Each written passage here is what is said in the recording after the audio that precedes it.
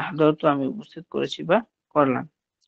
এটা যদি আমরা মুজারে খেয়াল করি, ইউহদিরু তুহদিরু, সে উপস্থিত করবে, করাচ্ছে, করছে, করে। তুহদিরু তুহদিরু, তুমি উপস্থিত করবে, করছো, করো। উহদিরু আমি উপস্থিত করব, করছি, করি। আচ্ছা, এভাবে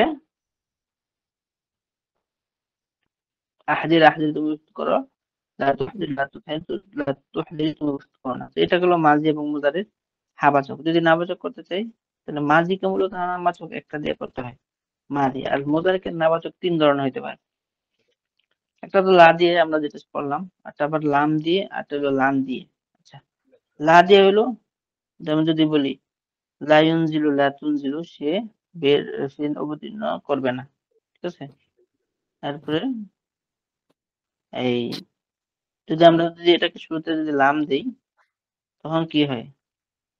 লাম ইউনজিল, সে অবতীর্ণ করেনি।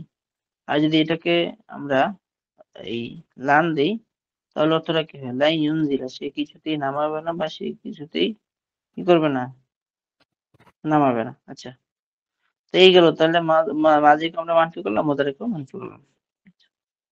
এরপরে আল ইহদারু গেল। আল ইলবাস মানে পরানো, পরিধান করানো। তো যদি বলি আলবাসা, আলবাসা আলবাসা আলবাসা আলবাসা হচ্ছে পরিধান আলবাসা করানো, আলবাসা আলবাসা মানে পোশাক পরানো। এটাকে নাফি করতে চাইলে মা দিতে পারি, মা আলবাসা মা আলবাসা, সে পড়ায়নি মা আলবাসা মা আলবাসি, তুমি পড়ানি মা আলবাসা আমি পড়াইনি, এরকম ভাবে। তো ইলবিসু মুদারি, ইলবিসু তুলবিসু, সে পরছে পরে, মানে কাপড় পরিধান করবে, করছে করে। তুলবিস তুলবিস না, তুমি পরিধান করবো, করছো, করবে, করছো, করো।